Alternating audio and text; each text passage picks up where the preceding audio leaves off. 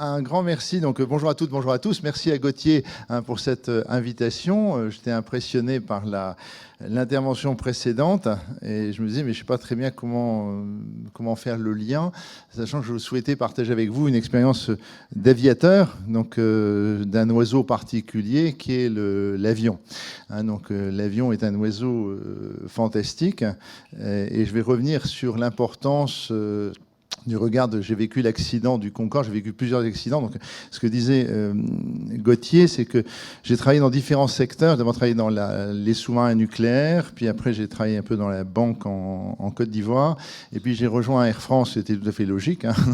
Après avoir passé mon brevet de pilote privé et de pilote de ligne, mais j'ai fait une carrière d'ingénieur, et j'ai donc à ce titre fait plein de choses différentes, et j'ai entre autres géré l'exploitation du supersonique. Et cet avion restera dans l'imaginaire des hommes, ça c'est ce qu'on peut dire suite à l'accident, mais c'est aussi un avion incroyable.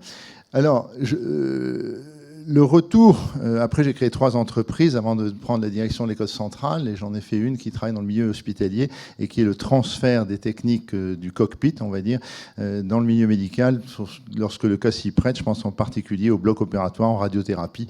Enfin, il y a un certain nombre de secteurs où des bonnes pratiques de l'aéronautique peuvent accompagner, aider de faire un parallèle. Alors, l'homme, le titre, ça va être l'homme acteur. Alors, l'homme, c'est avec un grand F, au sens général. Donc, l'homme est un acteur à la fois de fiabilité, mais faillible. Et c'est toute l'importance du message que je vais vous passer ce soir. C'est l'importance de se comprendre que l'homme fait des erreurs. On fait tous une trentaine d'erreurs par jour. C'est notre taux moyen d'erreur. Moi, en tout cas, je l'ai fait sans difficulté, même que j'en fais plus. Alors, là, je vais revenir 2 minutes sur cette image, qui va rester juste pour vous raconter ce que j'ai appris de cet accident, et après on verra ensemble ce qu'on peut, le regard qu'on peut apporter, enfin de l'expérience de l'aéronautique. J'ai pas dit que tout est transférable, tout doit être réécrit, comme dans tout transfert. Il ne s'agit pas de faire un copier-coller, mais d'avoir une réflexion enrichie par un regard dans un autre secteur. Le Concorde, alors d'abord, quelques chiffres très rapides. Le premier bond des frères Wright, c'est les travaux c'est 1903. Donc il y a trois personnages extrêmement importants pour l'aviation de l'aviation. Il y a d'abord un qui nous a fait perdre beaucoup de temps, c'est Léonard de Vinci. Donc je vais le chahuter un petit peu, ça lui fera pas de mal. Il a pensé qu'on serait capable de faire un oiseau qui bat des ailes. Donc c'était tous les dessins de Léonard de Vinci. Donc on serait capable de faire un plus lourd que l'air avec un oiseau mécanique. Et on ne fait toujours pas ça. Donc c'est toujours pas possible de faire de reproduire un oiseau. Et George Kelly, il a dit un anglais, donc ça c'est avant l'invention de l'aviation, il faut séparer la sustentation, les ailes, les gouvernes, et la propulsion avec les moteurs. Et donc ça c'est très très important pour réussir l'aviation. Certes on copie l'oiseau, mais on sépare la sustentation des gouvernes et des moteurs. Et un oiseau, il fait les 3 choses d'un coup. Et j'ai eu l'occasion de voler encore récemment avec mon camarade qui vole avec les oies. Je vous dis que voler en ULM avec des oiseaux, c'est un des souvenirs les plus forts que vous pouvez avoir si vous adorez voler. Alors 1903, donc après donc ça c'est donc le Sir George Kelly. Il y a un deuxième personnage important, c'est un Allemand, c'est Otto Lilienthal, qui va faire 2000 sauts en deltaplane, enfin grosso modo avec une aile. Il va essayer l'aile plus courbée, plus rapprochée, plus longue, plus courbée, et il fera 2000 sauts jusqu'à se tuer lors d'un de ses sauts sur des dunes. Et tout ça va être repris de manière ingénieure par les frères Wright, qui cette fois-ci vont reprendre tous les carnets écrits des expérimentations de Otto Lilienthal. Ils auront une démarche très ingénieure. Tu pèses combien? J'étais 2 frères, tant de kilos, il faut un moteur qui fasse tant de puissance. Et le premier bond qui a fait juste ça, c'est 1903. Alors pourquoi j'insiste là? C'est qu'il s'est passé au début du siècle dernier une avancée technologique incroyable entre ce premier bond qui était un oiseau en bois étoile avec une personne, etc., qui faisait juste un bond de 50 cm, jusqu'à 1960 où on lance le programme Concorde. C'est-à-dire qu'en 60 ans, toute l'histoire de l'aviation elle a été développée, et aujourd'hui les nouveaux avions ressemblent aux anciens avions. Il y a certes plus beau, moins énergivore, mais c'est toujours la même technique. Alors pourtant, voler dans un avion, je n'ai pas été oiseau, mais voler dans un avion, c'est dans une boîte en fer à 10 km d'altitude et 1000 km/h, et essayer de boire son whisky tranquillement, sans rien que se renverse, c'est pas naturel. C'est-à-dire que tout ça, ça a nécessité énormément de travaux, et donc c'est la réussite collective. Alors le Concorde, c'est peut-être le dernier...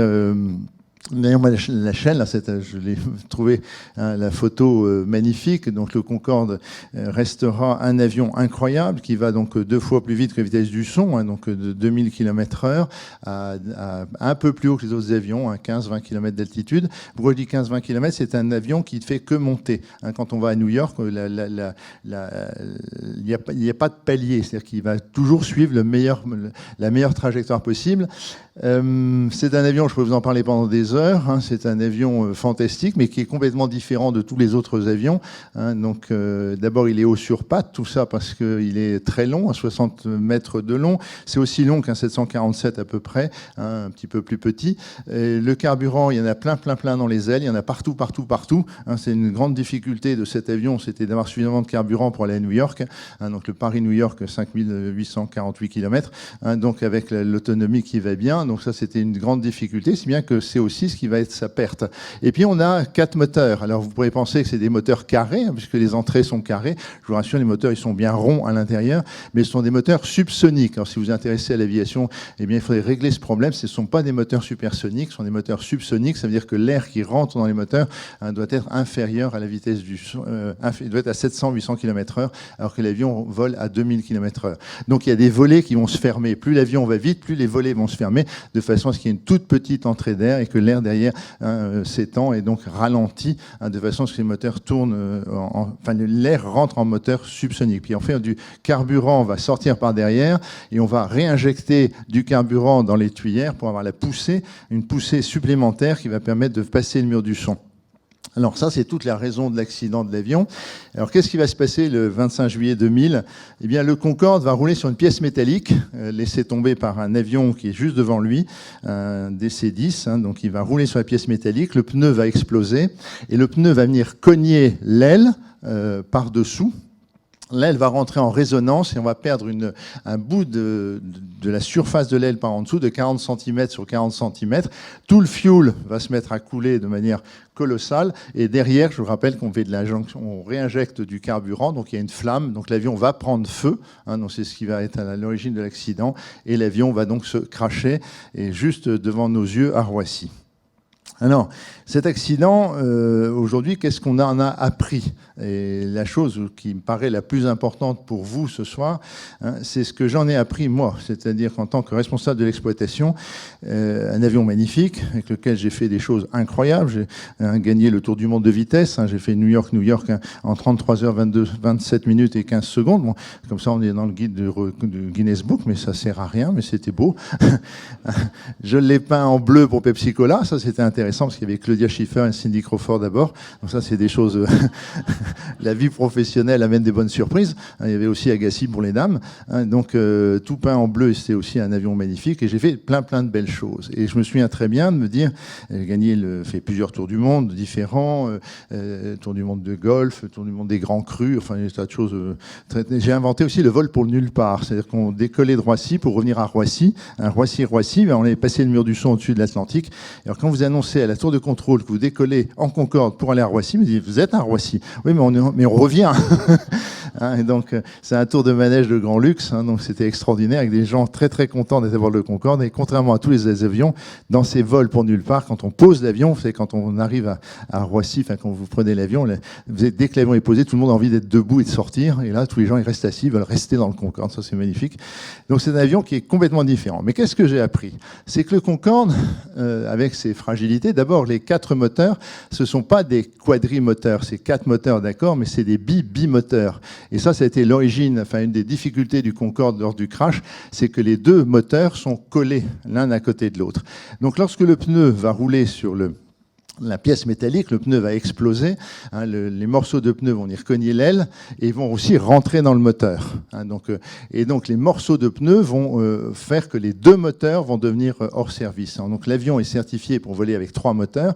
2 moteurs au décollage, c'est beaucoup plus compliqué.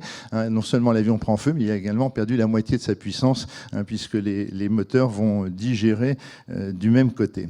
Or, en 1979, on a eu le premier incident à Washington, lorsqu'on n'avait pas encore le droit d'aller à New York, où le pneu va exploser et le pneu va rentrer dans les baies sèches, c'est-à-dire qu'on rentre les pneus, donc le pneu va traverser l'aile, mais à un endroit où il n'y a pas de carburant. Et c'est un passager qui a dit il y a un trou sur l'aile.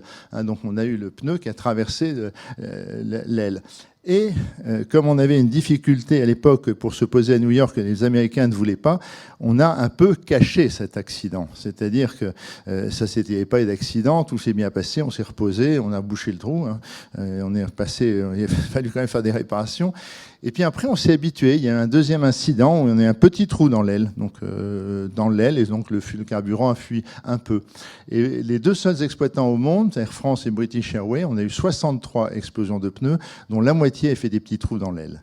Donc ça, c'est le grand message, hein, c'est que nous étions au courant de la fragilité du Concorde. Tant qu'on a des petits trous dans l'aile, il n'y a pas danger. Et un jour, on a un gros trou et ça fait 113 morts. Hein, donc le message le plus important, c'est que quand le système vous parle, dans vos activités, faites attention. Hein, on a toujours des signaux précurseurs et la vie est bien faite. Quand vous apprenez à conduire, je ne sais pas si vous vous souvenez, mais quand on ouvre sa portière, le cycliste, il passe pas loin, mais c'est rare de se payer le cycliste du premier coup. Hein, donc le cerveau va faire en sorte de prendre des marches. C'est-à-dire qu'on s'est fait peur et on fait attention. Hein, quand on va ouvrir sa portière, on va regarder s'il n'y a pas un cycliste. Et si on ne le fait pas, on est un peu stupide. Hein, donc le message sur le Concorde le plus important, c'est dans vos activités, quelles qu'elles soient, quand le système vous parle, faites attention, un jour on n'aura pas la chance. Hein, si vous avez un clou qui dépasse du meuble de cuisine en disant un enfant peut se prendre le clou dans l'œil, vous mettez un torchon dessus parce qu'on n'a pas le temps d'enlever le clou, hein, vous laissez les choses, on s'habitue au torchon, on laisse les choses, et un jour vous avez peut-être votre enfant qui va se prendre le clou, et là vous allez dire « je le savais ».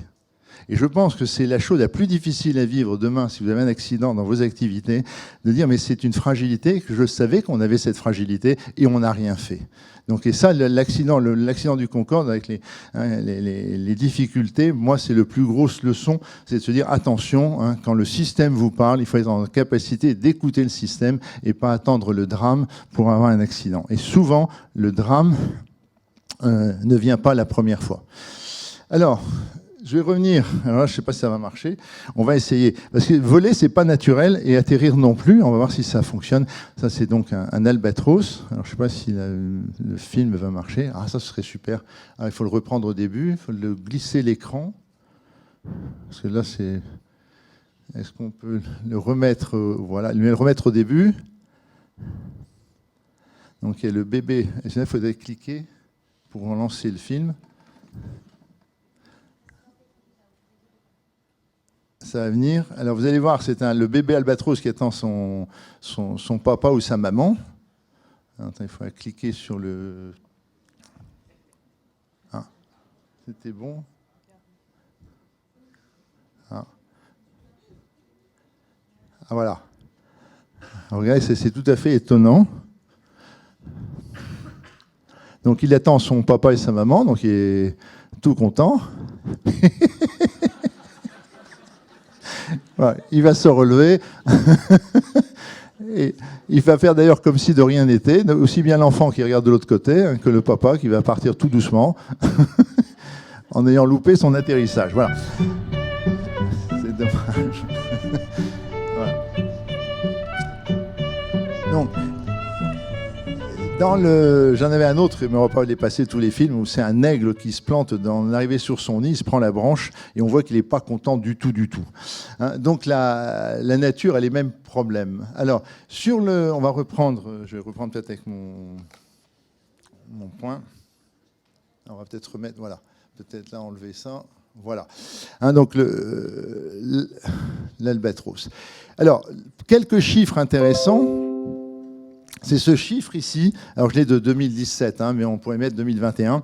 Le transport aérien a fait des progrès colossaux, et si je démarre en 1960, on avait 600 décès pour 108 millions de passagers. Je ne sais pas si vous vous souvenez de cette époque où on allait prendre l'avion et on achetait l'assurance avant de décoller.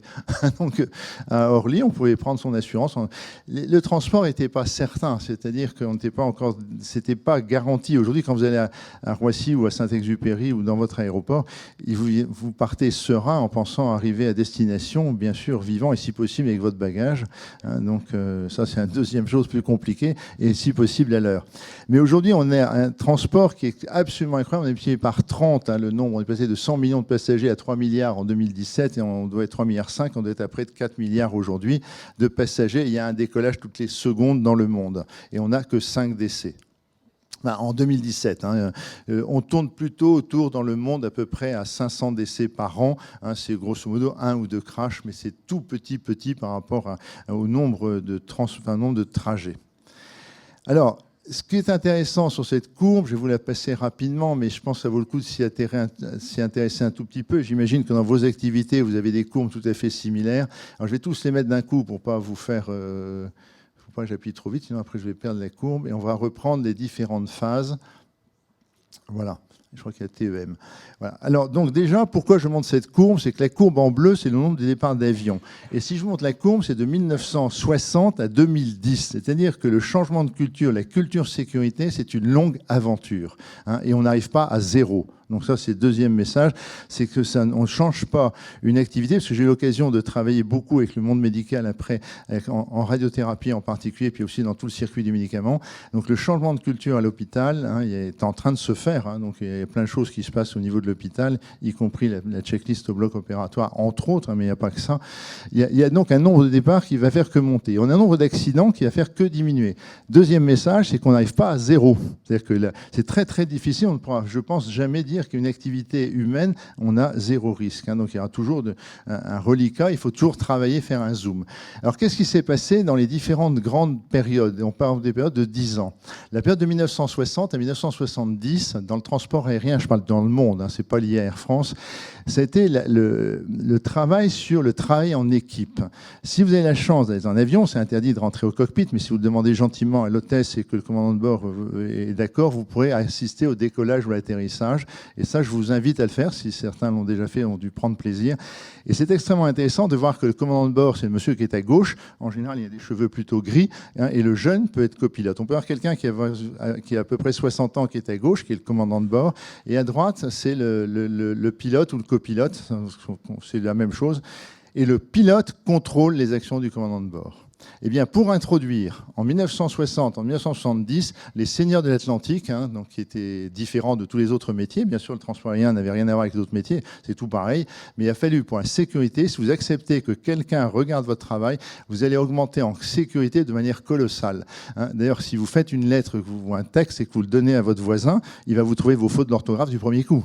C'est très difficile d'avoir ses propres fautes, par contre, voir les fautes de l'autre, c'est extrêmement fort.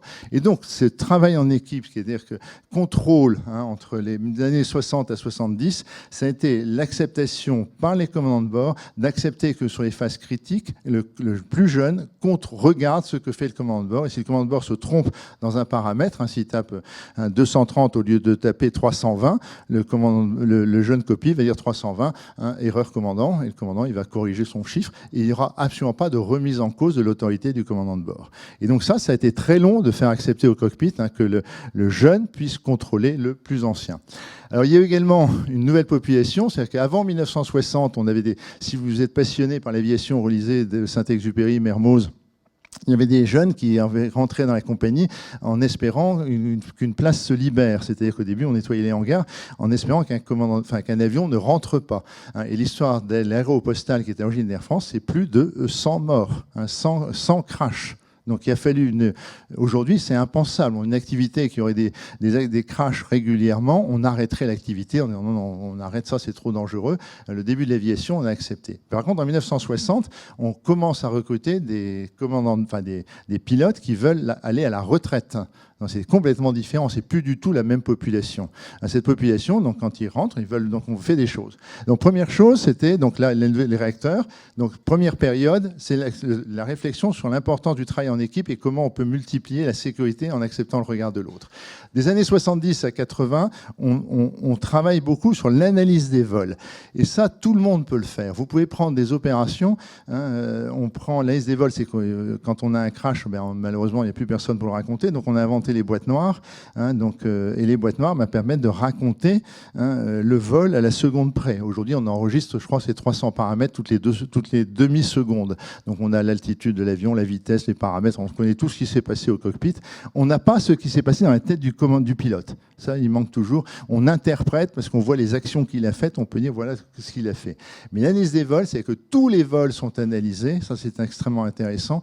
Tous les vols sont analysés automatiquement. Et on peut voir si on découvre, par exemple, qu'il y a toujours un nouveau commandant de bord ou un nouvel équipage qui fait une erreur, la même erreur, c'est qu'il y a un problème dans la formation.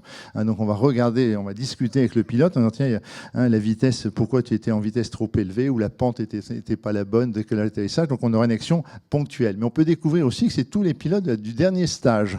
Donc il y a un problème dans le stage. On peut découvrir que ça n'a rien à voir avec le pilote, mais c'est toujours le même avion qui fait un écart. Donc cette fois-ci, on va travailler sur l'avion. Donc on peut découvrir que c'est indépendant de l'avion, indépendant du pilote, mais que c'est lié au terrain. Au terrain si vous prenez le terrain de Nice ou le terrain de Bastia, ça fait des vols complètement différents. Donc là, on corrige. Je l'ai fait au bloc à l'hôpital en expliquant l'analyse des vols. Monsieur Debout, qu'est-ce que vous voulez dire par ça? On va prendre des dossiers au hasard. Moi, je suis pas médecin, donc prenons le dossier de Mme Durand, très bien. Alors, c'est quoi un bon dossier? Alors, on m'explique qu'un bon dossier, c'est que tous les documents qui concernent Mme Durand doivent être signés du médecin. Alors, je regarde, tout ça, c'est bon. Mme Durand, mais ça, c'est une analyse sanguine de Monsieur Dupont, que ça fait dans le dossier de Mme Durand. Oh, ça, c'est une erreur, ça. Et donc, demain, on peut prendre une mauvaise décision parce qu'on n'a pas le bon élément. Si vous prenez une décision en vous trompant d'analyse sanguine, ça ne fera pas la bonne décision. Votre décision elle sera juste, par contre, elle sera partie sur une erreur. Donc ça, c'est l'analyse des vols, c'est extrêmement important. Vous pouvez le faire de manière systématique sur un certain nombre de dossiers. Et dans les années 80 à 90, on introduit la notion de facteur humain. On a des crashs partout, à plusieurs endroits dans le monde, où des commandants de bord chevronnés avec 20 000 heures de vol, donc c'est beaucoup pour un commandant de bord, avec instructeur, père de famille, quelqu'un de calme, va tourner à droite ou tourner à gauche, donc il va emplafonner la montagne. On a des accidents un peu partout dans le monde qui sont très très étonnants. Et là, on commence à travailler avec la NASA, donc c'est la NASA qui a beaucoup travaillé sur le facteur humain, et on va redécouvrir la notion de facteur humain. Alors la notion de facteur humain, j'ai monté le premier cours sur le facteur humain à Roissy, et ça je m'en souviens toujours, et j'ai pris le premier facteur humain, c'est la fatigue. Donc on peut tous être fatigués. Donc, et d'ailleurs, on ne fait pas la même chose, je veux dire, un lundi matin qu'un vendredi après-midi, veille de Noël. C'est-à-dire, on a la fatigue est complètement différente, et on n'est pas garanti de fournir toujours notre performance maximale. On fournit une performance qui peut être dégradée liée à la fatigue. Quand vous avez un avion qui décolle pour Buenos Aires tous les soirs à 23h49 sur un vol de 14 heures, c'est impossible de ne pas être fatigué. Donc, quand j'ai parlé de la fatigue, les commandants de bord se sont rebiffés en disant comment tu peux nous dire des choses pareilles. On est des commandants de bord, on est des gens très sérieux. Non seulement on est bien payés, mais en plus, ça je ne sais pas s'ils l'ont dit, mais la notion de fatigue était refusée. Donc on a dit, écoutez, si vous acceptez, je suis revenu donc plusieurs mois après, en étant passé par les syndicats pour mettre avec leur accord bien sûr, de mettre des caméras dans les cockpits. Mais quand vous décollez à minuit, 23h59, vous êtes levé, vous êtes un commandant de bord sérieux, vous avez dormi cet après-midi un petit peu, mais dormir sur commande, c'est pas simple. Vous allez partir pour l'aéroport vers 21h, il faut être à 22h à l'aéroport, vous allez donc aller rencontrer votre équipage, on va vous regarder votre dossier de vol, vous allez regarder les éléments nécessaires au vol, c'est-à-dire le carburant, le vent, la composition, s'il y a des poussins vivants en soute, donc il faudra peut-être mettre de la clim, sinon ça va être catastrophique à l'arrivée. Donc il y a tout, c'est un ministre aussi à bord, ça c'est un peu différent. Là, on va y mettre aussi la climatisation. là, c'est vrai qu'il n'est pas en soute, hein, mais les données vont prendre, et ensuite vous allez aller vers l'avion. À l'avion, vous allez être vers 23 heures. Les passagers vont monter à 23h15. On va commencer à ranger les passagers, un côté magique, hein, parce qu'on voyait tous les gens dans la salle, vous dites ça ne va jamais rentrer. Mais quand on les range comme il faut, hein, donc ça rentre, hein, et à un moment donné, on va fermer la porte, 23h59. Vous allez décoller, c'est magnifique. Là, il y a du boulot, il faut parler à la tour de contrôle, etc., mettre les moteurs, les machins, etc., rouler, et pour décoller. Et vous décollez. Là, il y a encore du boulot pour aller jusqu'à Nantes. Hein. Donc là, il faut des points nord, puis absolument, vous allez attaquer l'Atlantique, et là, il fait nuit. Hein. Donc vous allez, les passagers derrière, vous les avez nourris rapidement, parce qu'ils n'ont qu'une hâte, c'est de dormir. Et là, qu'est-ce qui va se passer au cockpit? On va vous dire, l'avion est formidable, tu regardes ce qui se passe, parce que là, il n'y a plus rien à faire, hein, il faut aller tout droit. Hein, et tous les heures, tu passeras un petit message au tour de contrôle. Surtout, tu ne touches rien, mais si ça ne va pas, tu reprends la main tout de suite. Et ça, ce n'est pas simple. Hein. C'est-à-dire vous mettez quelqu'un dans une position, il est maintenant 3 ou 4 heures du matin dans sa tête, il va regarder les écrans, il est dans un magnifique décor de nuit, regarde, c'est tout noir devant lui, d'accord. Qu'est-ce qui va se passer? On s'endort. Hein. Et donc, les caméras que j'ai mis au cockpit, on a vu les deux qui dormaient, commandant de bord et pilote, qui se sont endormis. Alors, quand on représente ça quelques mois plus tard, oui, tu as raison, ça arrive. Hein. Donc, et aujourd'hui, la fatigue est prise en compte. Hein. Donc, on est toujours 3 au minimum dans le cockpit et on organise un tour de sieste.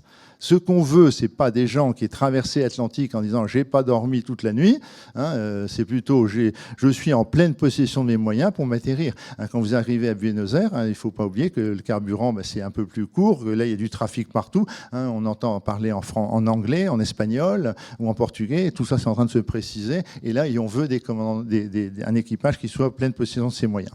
Donc ça, c'est le facteur humain. C'est entre autres un des facteurs. Il y a une dizaine de facteurs humains. Hein, il y a le stress, il y a la conscience de situation, il y a la communication, enfin on retombe sur les grands problèmes qui sont les mêmes, qu'on soit pilote, qu'on soit médecin, qu'on soit guide de haute montagne, parce que je travaille avec les guides de haute montagne sur la même manière, hein, donc sur le facteur humain, enfin, l'homme faillible est quelque chose d'important. On a développé le retour d'expérience et j'y reviendrai derrière, et ensuite on a généralisé le facteur humain sur toutes les populations qui touchent l'avion, c'est-à-dire qu'autour de l'avion, vous avez des manutentionnaires qui portent les bagages et qui vont charger l'avion, et si le travail est mal fait, l'avion peut se cracher.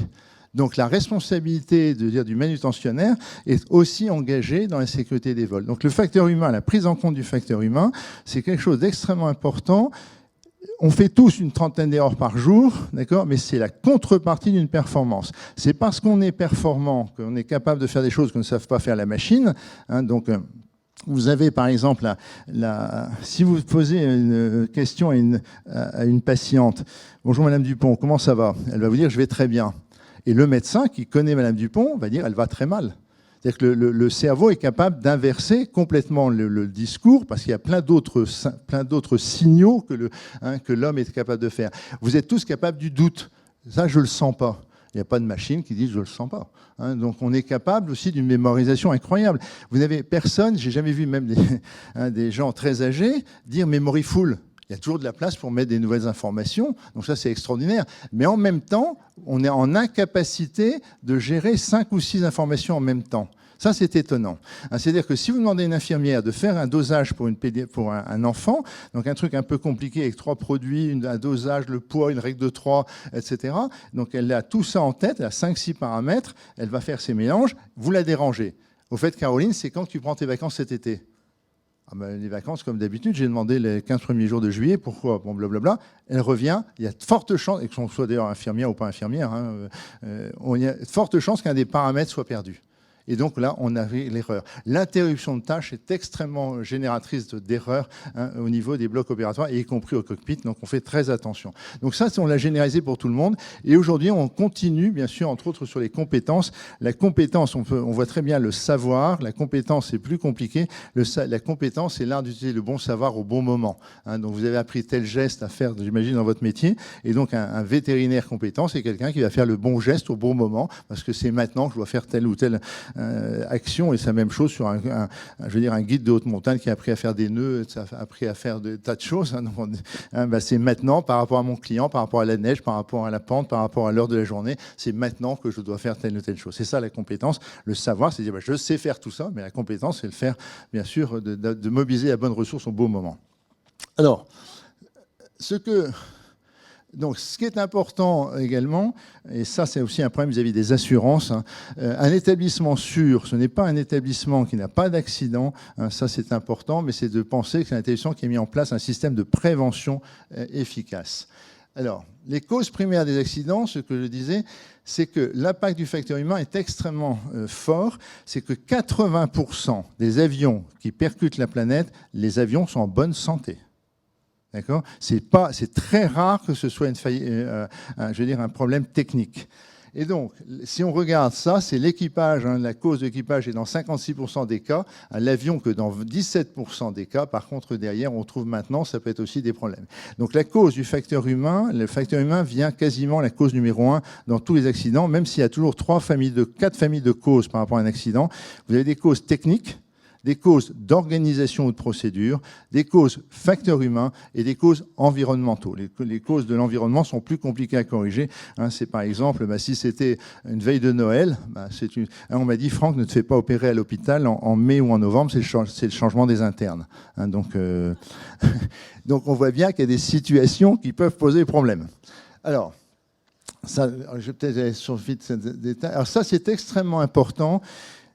Si vous souhaitez accompagner des organisations et que vous parlez du facteur humain, il y a une cause. Il faut partir d'un postulat très simple, c'est qu'il n'y a aucun professionnel qui fait volontairement mal son travail. Vous n'avez aucune infirmière qui va prendre volontairement une mauvaise seringue pour tuer un enfant. Ça n'existe pas. Donc ça, c'est extrêmement important. Ce qui est beaucoup plus important, c'est de comprendre qu'est-ce qui a fait que l'infirmière s'est retrouvée en difficulté et a pu se tromper d'ampoule ou de seringue. Mais le problème de cette phase-là, c'est facile à dire, c'est pas si facile que ça à faire passer dans les organisations. C'est un principe essentiel, hein, donc aucun professionnel. Bien sûr, on peut tomber sur un fou, mais les fous, c'est tout à fait différent et ça ne se gère pas dans un système d'organisation. Alors, l'intégration du facteur humain. L'erreur humaine, donc ça c'est ce que je disais, c'est tout ce que je viens de dire, représente un des principaux facteurs constitutifs de ces accidents, parce que l'erreur, on ne peut pas chercher, ça c'est le deuxième message. Le premier, c'est faire attention aux précurseurs. Le deuxième message, attention, ne cherchez pas à avoir des collaborateurs ou soi-même à dire je ne vais jamais faire d'erreur. Ça, c'est la première erreur, c'est dire moi je cherche une infirmière ou un commandant de bord ou un médecin ou un chirurgien qui va être le champion du monde et qui fera jamais d'erreur. Ça, c'est un crime de dire ça. D'accord ? La bonne chose, c'est d'avoir une organisation qui accepte les erreurs humaines. Ça ne veut pas dire et qui va corriger l'erreur avant d'avoir l'accident. C'est ça la clé de la sécurité du transport aérien. Si nous n'avions pas eu cette réflexion dans les années que je montrais d'ailleurs, de 1970 aux 80, c'est nous aurions un crash par semaine Air France aujourd'hui. Et c'est toute l'acceptation de l'erreur. J'ai des acteurs, certes ils vont faire des erreurs, mais à un moment donné, je vais détecter l'erreur et elle va être corrigée avant l'accident. Est-ce que je peux me tromper dans un paramètres de l'ordinateur de bord? La réponse, elle est oui. Et d'accord, elle se fera très certainement avec un bon professionnel. Le problème, c'est que si je me trompe dans un paramètre, plus tard, dans la procédure, il y a quelqu'un qui va contrôler le paramètre et on va corriger le paramètre et donc il n'y aura pas d'accident. Donc c'est ça le deuxième message, c'est de penser à la fiabilité, hein, c'est de faire en sorte que votre organisation soit robuste à l'erreur humaine. Alors, là, je vais aller très vite. Hein, donc, l'écosystémique, hein, donc quelqu'un qui fait une erreur, il faut plutôt se réfléchir toujours sur le système. Qu'est-ce qui a fait que tel acteur s'est trouvé en difficulté? Et c'est beaucoup plus riche. La sanction n'arrangera strictement rien dans aucun accident. Et c'est ce qui m'avait surpris donc, en 2003. En 2003, au moment de la canicule, on a puni là, les directeurs d'hôpitaux. On a dit comment ça se fait qu'ils n'ont pas acheté assez de brumisateurs et de ventilateurs. Hein, et on a limogé le ministre de la Santé. Quand il y a un accident d'avion, on ne limoge pas le ministre du Transport et on ne punit pas les différents acteurs. Par contre, on se met autour d'une table pour comprendre ce qui s'est passé pour pas que ça se reproduise. Donc, et on recherche les causes et on va retrouver les 4 causes. Alors, ça, c'est peut-être deuxième chose importante, c'est bien identifier ce qu'on ne veut pas voir arriver. Hein, et je vais voir mon temps, que je ne veux pas vous prendre plus de temps, il est 33 minutes, c'est bon.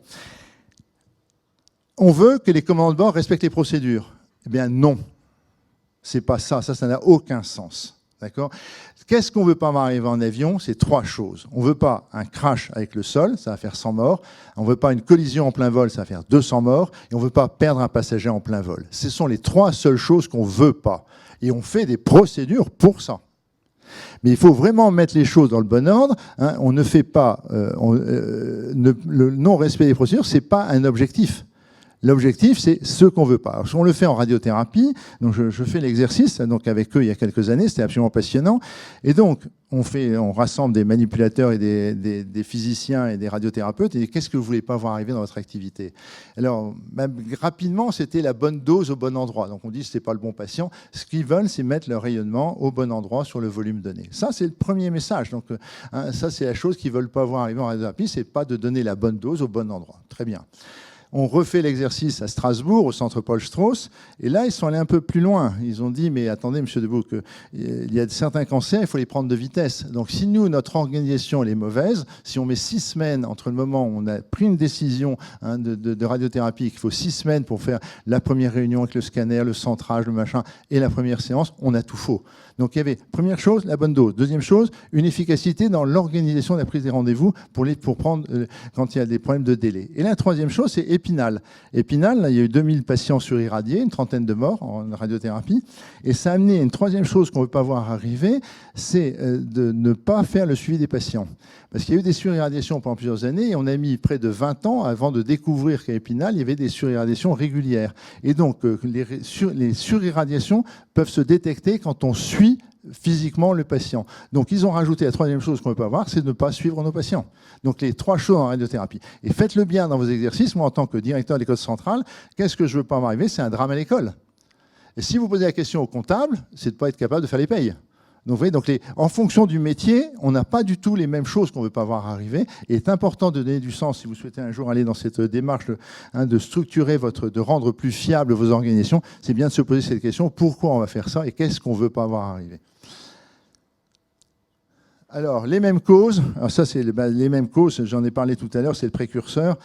Vous avez les précurseurs. Pour un accident majeur, il y a plein de précurseurs. Les précurseurs sont les événements dans lesquels il n'y a pas d'incident. C'est-à-dire que vous avez failli vous tromper de seringue, mais vous en êtes rendu compte. Mais l'accident, c'est la même chose, c'est que vous ne vous rendrez pas compte. Mais c'est strictement les mêmes causes. Il n'y a pas de cause différente entre un précurseur et un accident. Donc, travaillons à partir des précurseurs, c'est moins traumatisant. On peut attendre d'avoir des accidents avant de se corriger. C'est le problème du Concorde. Donc, travaillons sur les précurseurs. Et des précurseurs, il y en a tout le temps, les précurseurs.